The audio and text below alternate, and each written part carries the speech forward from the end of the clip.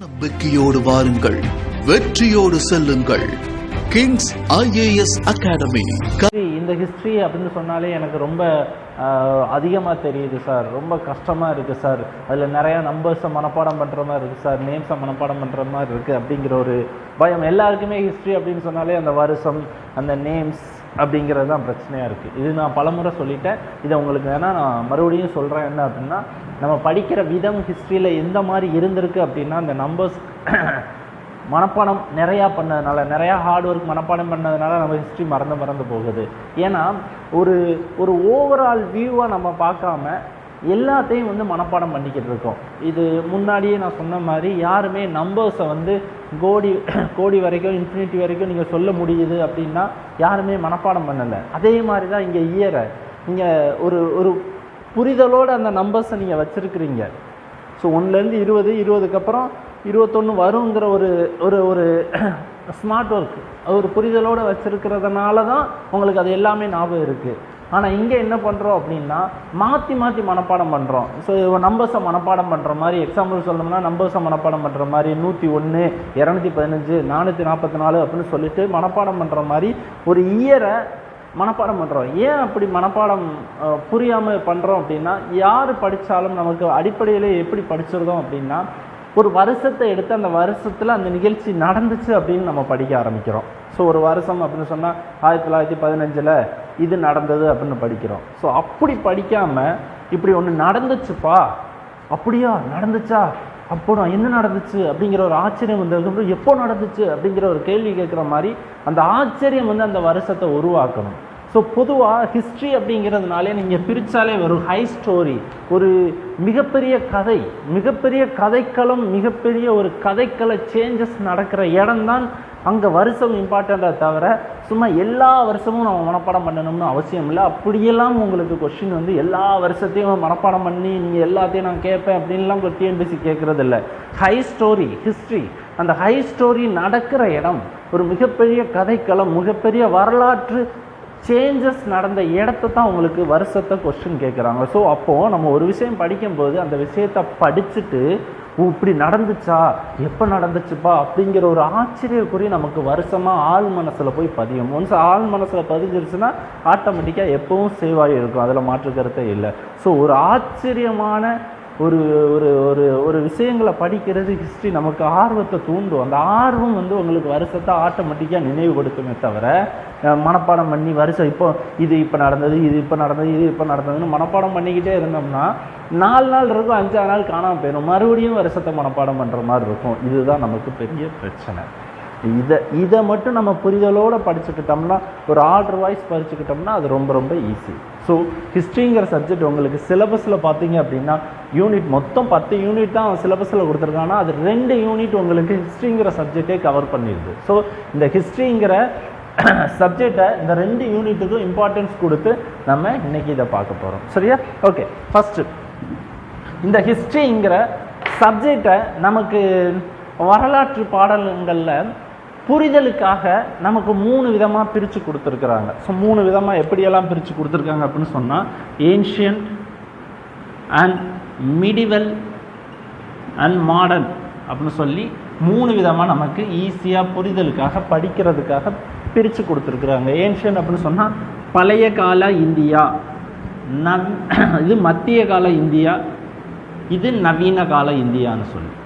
So 3 விதமாக ancient India, medieval India and modern India.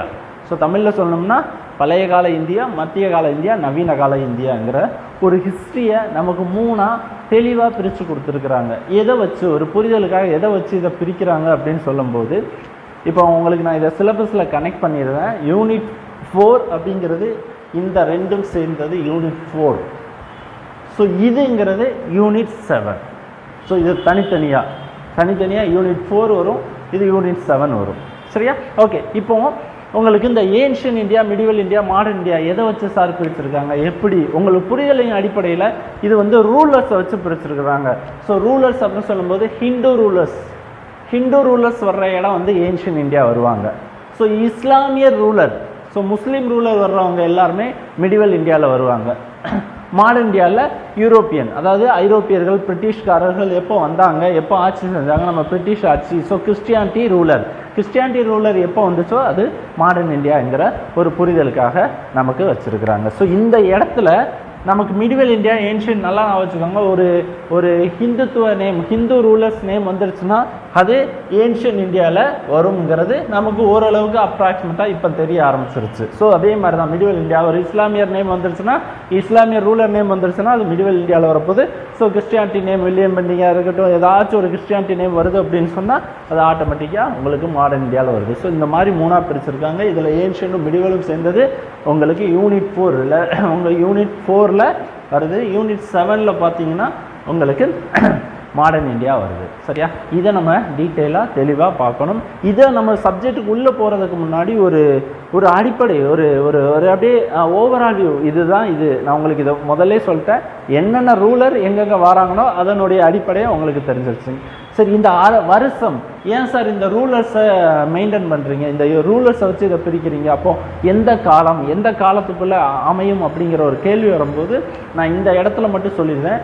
கிறிஸ்துவுக்கு பின்பு 712ஆம் ஆண்டு ஒருத்தர் இந்தியாவின் மீது படையெடுத்து வரார், ஒரு இஸ்லாமிய படைத்தளபதி. அவர் பேர் என்ன அப்படின்னா முகமது பின் காசிம்னு ஒருத்தர்.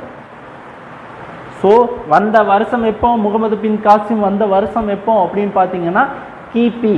ஸோ கிபி ஏடி, சரிங்களா, ஏடி 712ஆம் ஆண்டு முகமது பின் காசிம்ங்கிறவர் இந்தியாவின் மீது படையெடுத்து வரார். ஸோ முதல் முஸ்லீம் என்று இந்தியாவுக்குள்ள முகமது பின் காசிம். இதுக்கு முன்னாடி வரைக்கும் அது ஏன்ஷியன் இந்தியான்னு பார்ப்பீங்க. ஸோ இந்த காலத்திற்கு முன்பு வரைக்கும் இருந்தது எல்லாமே, இருந்த ரூலர்கள் எல்லாமே ஏன்ஷியன் இந்தியாவுக்குள்ள பார்த்துருவீங்க.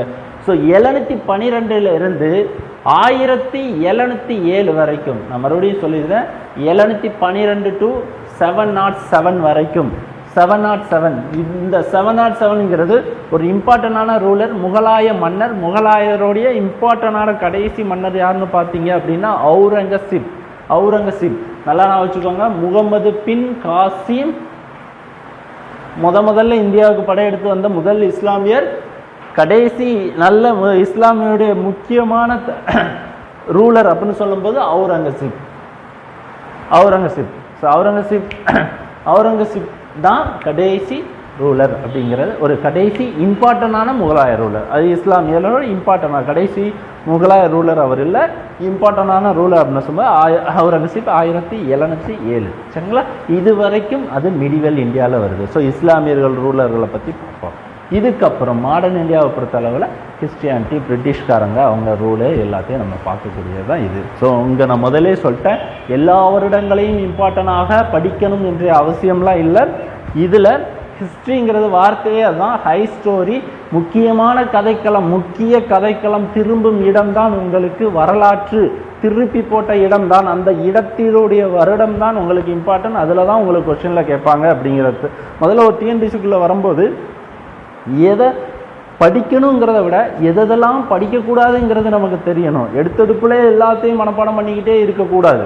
முதல்ல ஓவரால் வியூ தெரியணும். அதனுடைய அடிப்படையில் ஸ்மார்ட் ஒர்க் பண்ணால் ஈஸியாக சக்ஸஸ் பண்ணிடலாம். சரிங்களா? ஓகே, இப்போ நான் இதை சொல்லி முடிச்சிட்டேன். ஸோ இதில் நான் உங்களுக்கு அந்த 3 விஷயத்தில், ஏன்ஷியன், மிடிவல், மாடர்னுங்கிற விஷயத்தில், ஒரு வீட்டில் 3 பீரோ இருக்கிற மாதிரி நான் வச்சுருக்காங்க. ஒரு பீரோவில் ஏன்ஷியன் இருக்கார், ஏன்ஷியன் ரூலர்லாம் இருக்கார், ஹிந்து ரூலர்லாம் இருக்கார். இன்னொரு பீரோவில் இஸ்லாமிய ரூலர் இருக்காங்க, கிறிஸ்டியானிட்டி ரூலர் இருக்கிற மாதிரி 3 பீரோ 3 விஷயத்தை நான் உங்களுக்கு பிரித்து கொடுத்துட்டேன். இப்போது இதனுடைய அடிப்படை, ஆரம்ப காலங்களில் அடிப்படை எப்படி வந்தார், எந்தெந்த ரூலருக்கு அப்புறம் எந்தெந்த ரூலர் வந்தார், எந்ததெல்லாம் இம்பார்ட்டண்டான ரூலர் அப்படிங்கிறதெல்லாம் நான் உங்களுக்கு சொல்லி தந்துடுறேன். சரிங்களா? ஓகே, ஃபஸ்ட்டு நான் ஏன்ஷியன் இந்தியா, ஸோ முதல் தலைப்பான ஏன்ஷியன் இந்தியாவை உங்களுக்கு நடத்திருந்தேன். ஸோ ஏன்ஷியன் இந்தியா, பழைய கால இந்தியா. பழைய கால இந்தியாவை பொறுத்தளவில் முதல்ல மனுஷன் குரங்குல வந்தா அப்படிங்கிற ஒரு விஷயங்களை நம்ம பேசுகிறோம். ஸோ அப்போ அது எந்த காலத்தில், அது எந்த காலம்? ஸ்டோன் ஏஜ் கற்காலத்தை பற்றி நம்ம படிப்போம். கற்காலத்தில் மனுஷன் வேட்டையாடினான், நெருப்பை கண்டுபிடிச்சான், இடம்பெயர்ந்தான், சக்கரம் கண்டுபிடிச்சான் அப்படின்னு சொல்லி சில விஷயங்கள்லாம் படிப்போம். அதெல்லாம் சப்ஜெக்டில் இப்போ நான் சப்ஜெக்டோடைய ஓவரால் வியூ மட்டும் சொல்லி முடிச்சிடுறேன். எப்படி ஆரம்ப நிலையிலேருந்து நம்ம இப்போ சுதந்திரம் கிடச்சி இப்போ வரைக்கும் வந்திருக்கோங்கிற ஓவரால் வியூ இன்றைக்கி சப்ஜெக்டாக கொடுத்துருவேன். சரிங்களா? ஃபஸ்ட்டு அந்த ஸ்டோன் ஏஜ் கற்காலத்தை பற்றி நம்ம பார்க்குறோம். கற்காலத்தில் தான் அந்த இரும்பை கண்டுபிடிச்சது, நெருப்பை கண்டுபிடிச்சது, சக்கரம் கண்டுபிடிச்சது, அது செம்பு காலம் இரும்பு காலம்னு சொல்லிட்டு பார்க்குறது எல்லாமே இந்த விஷயங்களில் வரும். ஓகேங்களா? ஓகே, ரொம்ப இம்பார்ட்டண்ட்டாக உங்களுக்கு அதிகமாக கொஸ்டின் கேட்கக்கூடிய ஏரியா அப்படின்னு சொல்லி பார்க்கும்போது இண்டஸ் வேலி சிவிலைசேஷன். ஸோ என்ன அப்படின்னா தமிழில் சொல்லணும்னா சிந்து சமவெளி நாகரிகம். ஸோ சிந்து சமவெளி நாகரிகம் அப்படின்னு சொல்லி பார்க்கும்போது உங்களுக்கு சின்ன வயசுலேருந்தே தெரியும். அதிகமாக உங்களுக்கு தெரிஞ்ச பகுதிகள் சிந்து சமவெளி நாகரிகம் அப்படின்னா அந்த சிந்து நதிகள் வாழ்ந்த இடங்களில் வாழ்ந்த மக்களுடைய நாகரிகங்களை பற்றி படிக்கிறோம் அப்படிங்கிற விஷயங்களை நம்ம பார்க்குறோம். ஸோ சிந்து சமவெளிகள் அப்படின்னு தெரிஞ்சாலே உங்களுக்கு என்ன வரும்னா ஒரு நேம் அப்படின்னு சொல்லும்போது ஹராப்பா வரும். இன்னொன்று எல்லாருக்குமே தெரிஞ்சது இந்த மொஹஞ்சதாரோங்கிறது. சின்ன வயசில் இந்த வார்த்தையெல்லாம் அதிகமாக நம்ம கேட்டிருப்போம், அதிகமாக படிச்சிருப்போம், அதுதான் நமக்கு ஞாபகம் வரும். ஸோ ஹரப்பா மொஹஞ்சதாரோங்கிற ஒரு இடங்கள், ஒரு பிளேசஸ், அதெல்லாம் எந்த பகுதிகளில் வருது அப்படின்னா அந்த சிந்து சமவெளி நாகரிக பகுதிகளுக்குள்ளே வருது. ஓகேங்களா? இப்போ இதில் அதிகமாக டிஎன்பிஎஸ்சியில் கேட்குற கொஸ்டின் அப்படின்னு பார்த்தீங்கன்னா 2 கொஸ்டினை கேட்குறான். சரிங்களா? முன்னாடியெல்லாம் கேட்குறது அப்படின்னா இந்த மக்கள் அறியாத உலோகம், இதனால நான் வச்சுக்கோங்க. அறியாத உலோகம் அப்படின்னு என்னன்னு கேட்டீங்க அப்படின்னா அவங்களுக்கு இரும்பு அவங்களுக்கு தெரியவே தெரியாது. ஃபர்ஸ்ட் பாயிண்ட் அதை நான் வச்சுக்கோங்க. இரும்பு தெரியாது அப்படின்னு சொல்லும்போது உங்களுக்கு இன்னொரு கொஸ்டின் வச்சுருதா என்ன அப்படின்னா 3வது பகுதி. நல்லா கவனிங்க.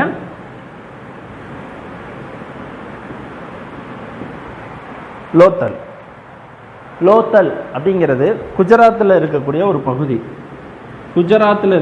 பகுதி.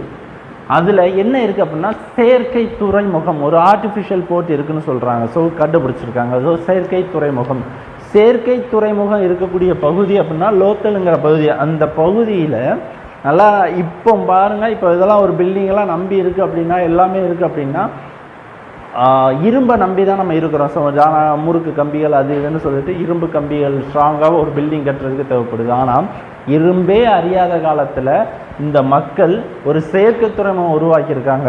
ஸோ அந்த ரிலேட்டடாக கொஸ்டின் கேட்டால் இன்னொரு கொஸ்டின் கேட்பாங்க, இந்த மக்கள் வாழ்ந்த நாகரிகம் ஒரு கிராம நாகரிகமா நகர நாகரிகமானு பார்த்தீங்கன்னா நகர நாகரிகம். ஸோ இது ஒரு நகர நாகரிகம். ஸோ சிட்டி லைஃப் வந்தால் நீங்கள் படிச்சிருப்பீங்க, எல்லாருக்கும் நீட்டாக இது இருந்துச்சு, சாக்கடைகள் போகும் இடம் சிறப்பாக இருந்துச்சு, குளியலறை தண்ணி ஒரு மாதிரி பாதையில் இருக்குது, இது ஒன்றும் எல்லா பாதையிலும் நீட்டாக கட்டப்பட்டிருந்துச்சு, தானிய களஞ்சியம் இருந்துச்சு, அது இருந்து நிறையா விஷயங்களை படிப்பீங்க. அது எல்லாமே செட்டப் சிறப்பாக இருக்கும், கோட்டைகள் எல்லாமே அழகாக வடிவமைப்பட்டிருக்கும். ஸோ ஒரு நகர நாகரிக வாழ்க்கை வாழ்ந்த இந்த மக்கள் எதே தெரியாமல் இருந்திருக்காங்கன்னா இரும்பே தெரியாமல் இருந்திருக்காங்க. ஸோ இது ஒரு பெரிய ஆச்சரியமாக பார்க்கப்படுது. இது வாழ்ந்த காலம் அப்படின்னு சொல்லி பார்க்கும்போது இது எப்பப்பா நடந்துச்சு அப்படின்னு சொல்லி பார்க்கும்போது நல்லா கவனிங்க.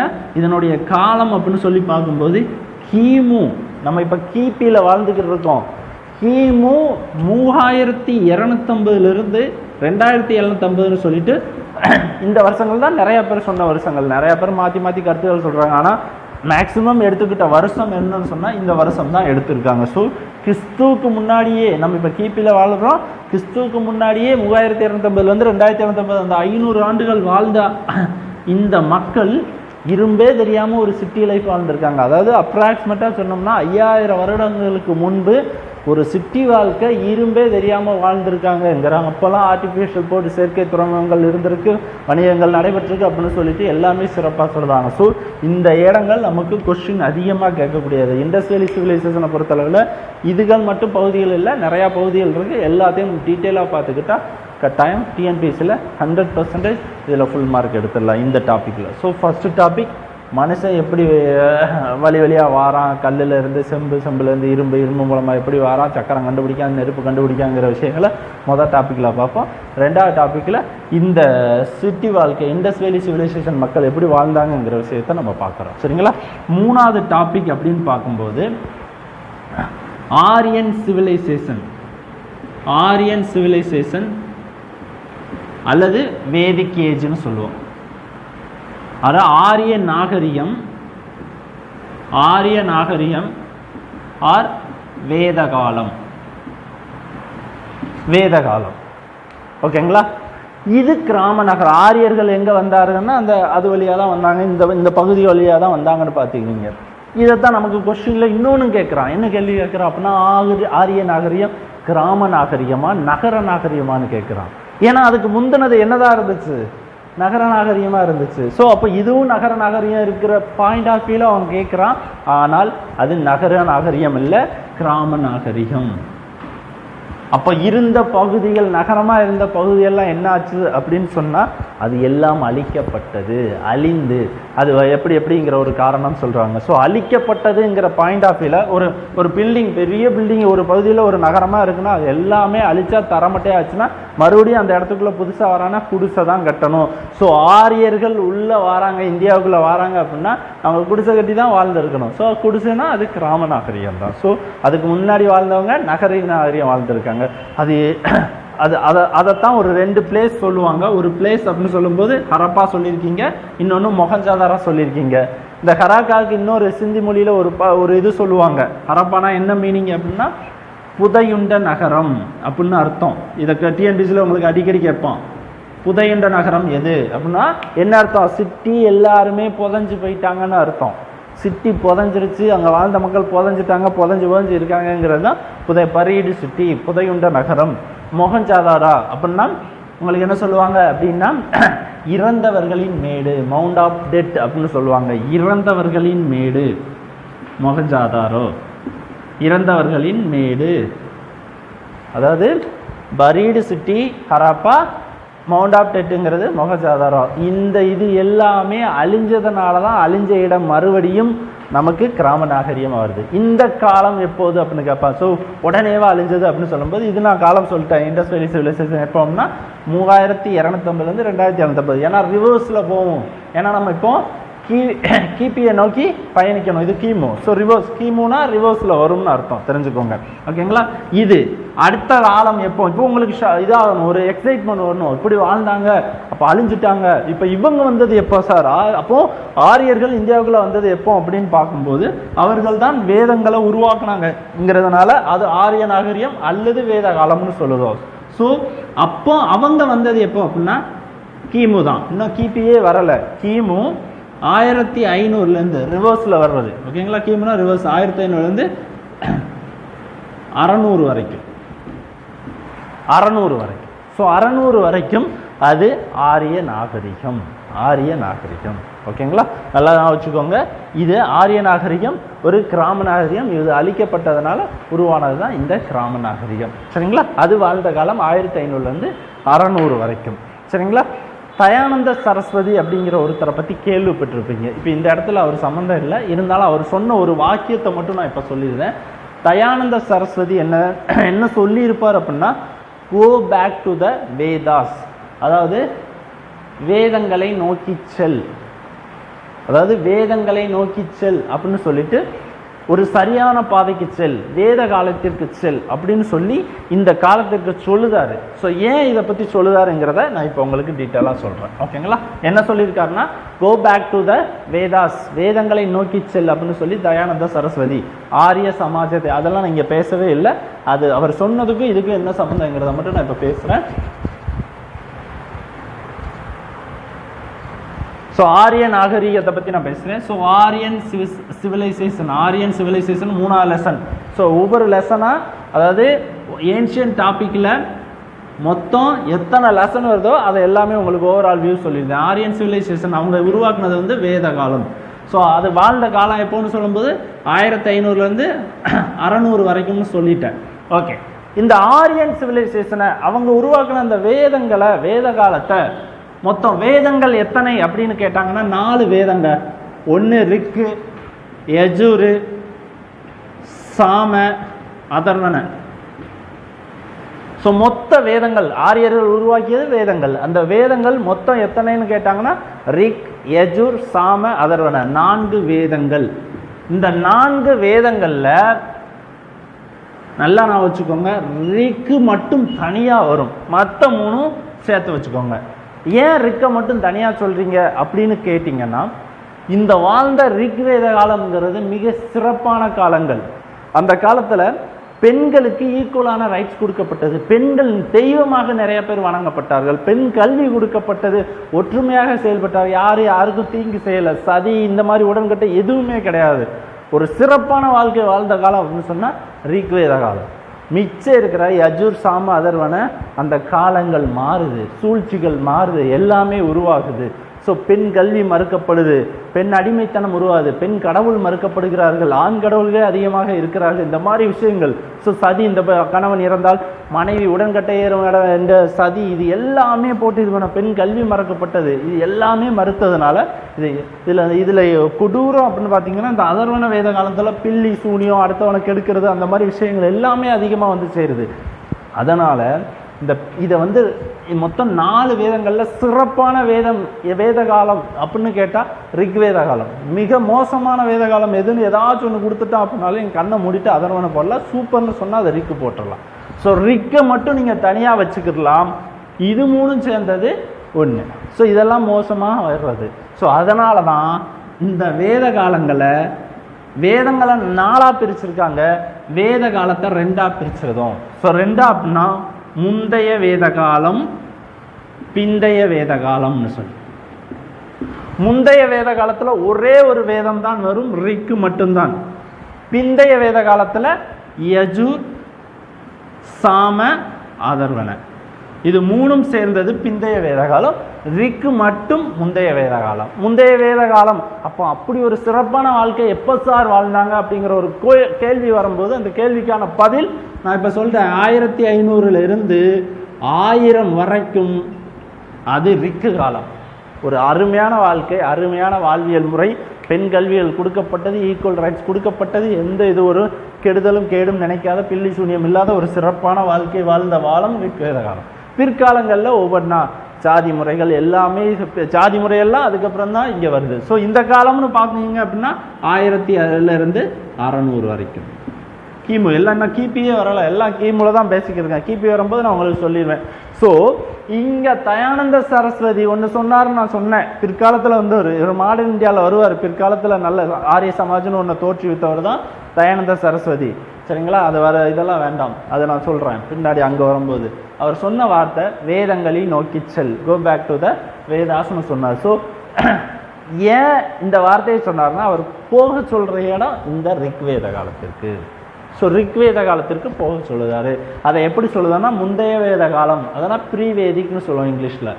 இது போஸ்ட் வேதிக், பிந்தைய வேத காலத்தை போஸ்ட் வேதிக்னு சொல்லுவோம். இதெல்லாம் வந்து மோசமாக ஆகி கொண்டிருக்கிறது, ஜாதி முறைகள் எல்லாமே வந்து மோசமாகிட்டு வரக்கூடியது பிந்தைய வேத காலம், இது முந்தைய வேத காலம். இது 3வது டாபிக். ஓகேங்களா? இது 3வது லெசன். ஃபர்ஸ்ட் லெசன் என்ன பார்த்தோம்? கற்காலம், மனுஷன் எப்படி கல்லிலேருந்து அப்படியே முன்னேறி வந்தாங்கிற விஷயங்களை அது பார்க்குறது ஸ்டோன் ஏஜில் பார்க்குறோம். 2வது லெசன் இண்டஸ் வேலி சிவிலைசேஷன், அந்த சிந்து சமவெளி, சிந்து நதி பக்கம் வாழ்ந்த மக்களுடைய வாழ்வியல் எவ்வளோ சிறப்பாக இருந்துச்சுங்கிறத பார்க்குறது சிந்து சமவெளி. அதில் வந்த இந்தியாவுக்குள்ள வந்த ஆரியர்கள், அவங்க கிராம வாழ்வியல், அவங்க வாழ்ந்த காலங்களான ரிக் யஜுர் சாம அதர்வன அந்த 4 வேதங்க காலங்களில் எப்படி வாழ்ந்தாங்கங்கிறத நான் இவ்வளோ நேரம் சொல்லிட்டேன். சரிங்களா? ஓகே. இப்போ நான் ஜாதி முறைகள் பிந்தைய வேத காலங்களில், வேத காலத்தை 2ஆக பிரிக்கிறோம். ஒன்று முந்தைய வேத காலம், 2வது பிந்தைய காலம். அந்த பிந்தைய வேத காலத்தில் ஜாதி முறைகள் உருவாச்சுன்னு சொன்னேன். ஸோ ஜாதியால் மக்கள் பிரிகிறாங்க, இவங்களையெல்லாம் ஒன்றிணைக்கிறதுக்காகத்தான் உருவானது மதம். ஸோ அதைத்தான் 4வது லெசனில் பார்க்குறோம். 4வது லெசன் அப்படின்னு சொல்லும்போது புத்த மதம். ஸோ அவனுக்கு இன்னொரு மதம் அகேன்ஸ்டாக வந்துடுற மாதிரி சமண மதம்.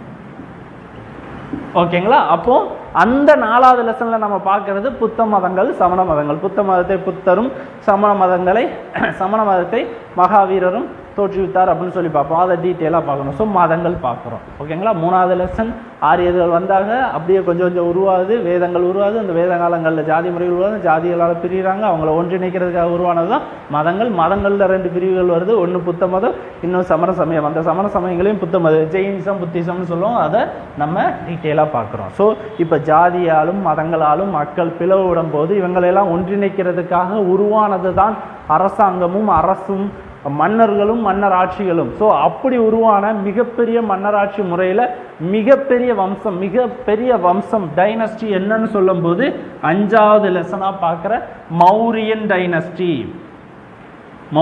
டைனஸ்டி. தமிழில் மௌரியர் வம்சம், டைனஸ்டினா வம்சம். மௌரியர் வம்சம். ஓகேங்களா, மௌரியர் வம்சம் அப்படின்னு சொல்லி பார்க்கும்போது இதுதான் முதலாக இந்தியாவில் உருவான மிகப்பெரிய வம்சம். மன்னராட்சி முறையில் உருவான முதல் பெரிய வம்சம் அப்படின்னு சொன்னால் மௌரியர் வம்சம். ஸோ இந்த மௌரியர் வம்சங்களை பற்றி நம்ம பார்க்கணும். ஸோ இந்த மௌரியர் வம்சத்தில் நான் இப்போ என்ன சொல்லிட்டேன், ஏன்ஷியனை பார்த்தாலே, ஏன்ஷியனுங்கிற டாப்பிக்கில் பார்த்தாலே ஒன்லி ஹிந்து ரூலர்ஸ் மட்டும்தான் வருவாங்க. அப்படி வந்த ஹிந்து ரூலர்ஸ் இந்த மௌரியர் வம்சத்தை தோற்றுவித்தவர். ஓகேங்களா, இப்போ அந்த மௌரியர் வம்சம்னு சொன்னாலே உங்களுக்கு ஞாபகம் வருது ஒரே ஒருத்தர் தான் வரணும். அவர் யார் அப்படின்னு சொன்னால் அசோகர். அசோகர் அப்படின்னு சொன்னாரே அந்த மௌரியர் வம்சத்தை சார்ந்த மிகச்சிறந்த மன்னர். அந்த வம்சத்தை தோற்றுவித்தவர் யாருன்னு கேட்டால் சந்திரகுப்த மௌரியர். சந்திரகுப்த மௌரியர் இவர் தான் இந்தியாவில் முதல் மிகப்பெரிய வம்சமான மௌரியர் வம்சத்தை, மௌரிய டைனஸ்டியை தோற்றுவித்தவர் சந்திரகுப்த மௌரியர். அவருடைய பேரப்புள்ள தான் அசோகர். ஸோ அசோகர் நமக்கு எல்லாரும் தெரியும். ஸோ சந்திரகுப்த மௌரியர், மௌரிய வம்சத்துடைய தோற்றுவித்த சந்திரகுப்த மௌரியருடைய பேரன் அசோகர். இவர் தான் இம்பார்ட்டண்டான மன்னர். ஸோ இப்போ உங்களுக்கு ஞாபகம் வரணும், அசோகர்னு சொன்னாலே உங்க அந்த இடம் போயிடணும், இந்த இடத்துல வாராரு. ஸோ இந்த இடத்துல என்ன நான் உங்களுக்கு மறுபடியும் சொல்லிட்டேன். முதல்ல கற்காலத்தை பற்றி பார்க்குறோம், இண்டஸ் வேலி சிவிலைசேஷனை பார்க்குறோம், அடுத்து ஆரியன் சிவிலைசேஷனை பார்க்குறோம், அதுக்கப்புறம் மதங்களை பற்றி பார்க்குறோம், மதத்துக்கு அப்புறம் மன்னர்களுடைய வம்சங்களை பற்றி பார்க்குறோம். அப்படி மிகப்பெரிய முதல் வம்சம் மௌரியன் வம்சம். அந்த மௌரியர் வம்சத்தில் அசோகர் வராரு. அவருடைய தாத்தாவான சந்திரகுப்த மௌரியர் தான் இதை தோற்றுவித்தார் அப்படின்னு சொல்லிட்டு 4 லெசன். இதுக்கப்புறம் இது வரைக்கும் ஏன்ஷியன்ல கிமு தாங்க பார்ப்பீங்க.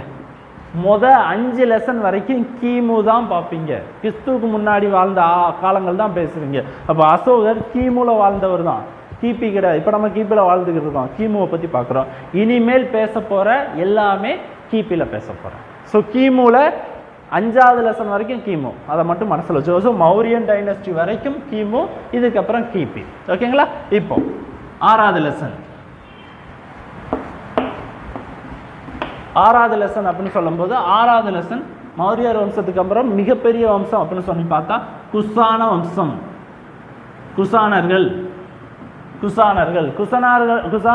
வம்சத்தில் மிகப்பெரிய மன்னர் யாருன்னு சொல்லும்போது கனிஷ்கர். இவர் தான் முதல்ல கிபி. ஸோ 5வது லெசன் வரைக்கும் நான் என்ன சொல்லிட்டேன், கிமுன்னு சொல்லிட்டேன். இப்போ நம்ம கிபிக்குள்ள என்ட்ரி ஆகிறோம். கிபியில் பார்த்தீங்கன்னா குஷான வம்சம் மிகப்பெரிய வம்சம். அதனுடைய மன்னர் பார்த்தீங்கன்னா கனிஷ்கர். நல்லா ஞாபகம் வச்சுக்கோங்க. நம்மளுடைய இந்தியன், அதாவது இப்போ நீங்கள் புத்தாண்டு அப்படின்னு சொல்லும்போது தமிழ் புத்தாண்டு தெரியும், அண்ட் நம்மளுடைய ஆங்கில புத்தாண்டை நம்ம ஃபாலோ பண்ணிக்கிட்டு இருக்கோம். இதெல்லாம் ஓகே. இந்திய பாராளுமன்றத்தில் ஃபாலோ பண்ணுறது அப்படின்னு சொல்லி பார்த்தா சகா ஆண்டுன்னு சொல்லுவாங்க. அடிக்கடி டிஎன்பிஎஸ்சியில் கேட்குறது சகா ஆண்டு எப்போது, கிபி. நான் இப்போ என்ன சொல்லிட்டேன், குஷானர்கள் எப்போ வந்தாங்க, கிபி 78ஆம் ஆண்டு. இந்த கனிஷ்கர் அரியணை ஏறிய ஆண்டு தான் கிபி 78ஆம் ஆண்டு. அந்த ஆண்டு தான் சகா ஆண்டுன்னு சொல்லுவாங்க. அதை தான் இந்தியன் இயர். இதுல எல்லாம் எல்லாத்துலேயும் ஃபாலோ பண்ணுறது இந்த ஆண்டை தான் ஃபாலோ பண்ணுவோம். ஸோ இந்தியன் ஆண்டு மாதிரி சகா ஆண்டுங்கிறது இந்தியன் ஆண்டு மாதிரி. ஸோ அது கனிஷ்கர் அரியணை ஏறிய ஆண்டு எப்போ அப்படின்னா கிபி 78. அந்த கனிஷ்கரை பற்றி உங்களுக்கு தெரியும். அவர் எந்த வம்சத்தை சார்ந்தவனா, குஷான வம்சம். இது கிபி. ஸோ நம்ம வாழ்கிற கிபிக்கு வந்தாச்சு. ஓகே, இப்போ 7வது லெசன். இதில் இம்பார்ட்டனான மிகப்பெரிய மன்னர் ஆட்சி முறைகளில் எந்த வம்சம் வந்துச்சு அப்படின்னு சொல்லி பார்த்தா குப்தர்கள் வம்சம். இந்த குப்தர்கள் வம்சத்தில் இம்பார்ட்டனான ஆள் அப்படின்னு சொல்லி பார்த்தீங்க அப்படின்னா, ஒன்று சமுத்திரகுப்தர், இன்னொன்று அதாவது 2ஆம் சந்திரகுப்தர்.